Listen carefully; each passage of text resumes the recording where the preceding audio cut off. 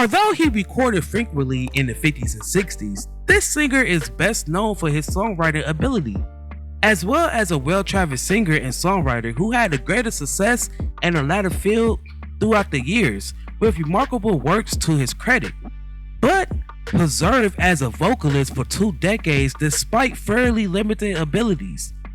The centerpiece of today's story is all about Titus Turner. Now, before we start, let's be sure to leave a like on the video, subscribe to the channel, and push that notification bell to be sure you won't miss out on any more uploads. Now, without further ado, let's cue that intro.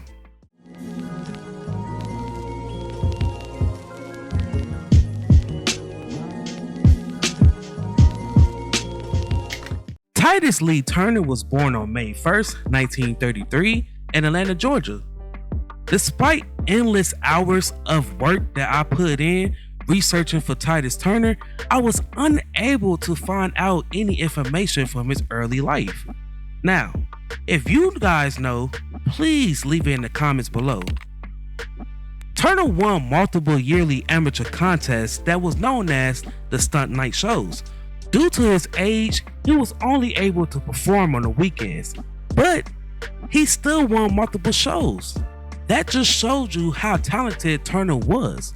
Turner's success on these shows led to him signing a deal with Aladdin Records and being billed as Mr. T. He went on tour with Amos Milburn and Charles Brown. Turner made his recording debut in the early 50s with the songs Where Are You? I thought you cared about me. And I'm Just a Lucky So-and-So. And come on home, 'cause I'm a hungry man. He was let go from his contract when these singles failed to make an impression. It wasn't until 2 years later that he was given a second shot, this time with OK Records, where he recorded from 1952 to 1954. Turner then released a string of acceptable journeyman rock recordings that drew little to no attention. It wasn't until 1955 that his song All Around the World became a hit, not for him, but for Little Willie John. Other artists like Little Milton, James Booker, Edwin Starr, and Lou Rawls all covered the song. This song became Turner's first hit as a songwriter. Now his second and third hit was Big John, followed by Get on the Right Track Baby, that was written for Joe Clay. Now Joe Clay gave this song a rockabilly makeover, and Ray Charles popularized the song when he covered it. Turner's chart success as a songwriter continued in 1956 when he wrote the song Hey Dawg Babies for the Covers.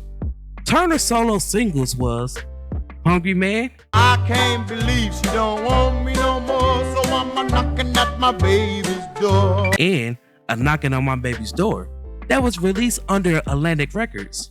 He said there's one more date with Billy I got to keep. He tried to make. Turner then joined King Records in February of 1956, and in April of 1959, he had his first chart breakthrough as a vocalist with the song Return of Stagger Lee.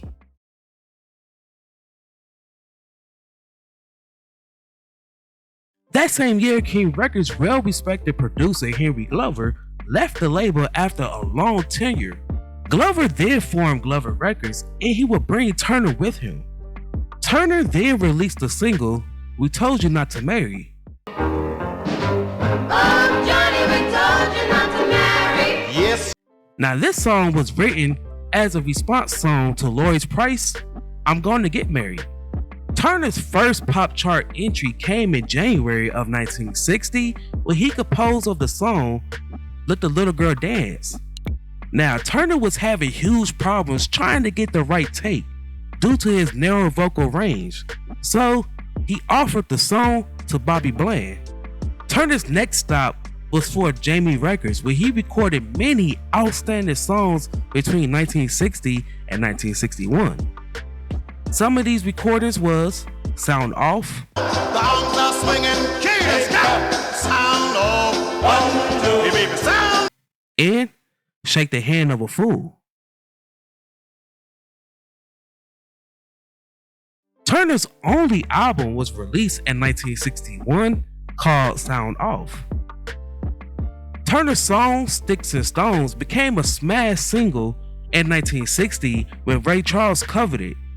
He also wrote Tell Me Why for Marie Knight, which became a hit when it was covered by Elvis. Turner gradually transitioned to soul music and continued to record throughout the 60s on many labels such as Enjoy Records, Columbia Records, Atco Records, Josie Records, and Phillips Records. One of the recordings he made with Josie Records was People Sure Act Funny. Get a little money, let me tell you what I say. Which became very successful when Arthur Conley covered it in 1968. Turner recorded part-time in the 70s, with his last single arriving in 1976. Turner sadly passed away in 1984 at the age of 51 of unknown causes. Now, before we head up out of here, I have a question for you guys. What is your favorite song for Titus Turner? If you don't have one, what's your favorite song that Titus Turner wrote?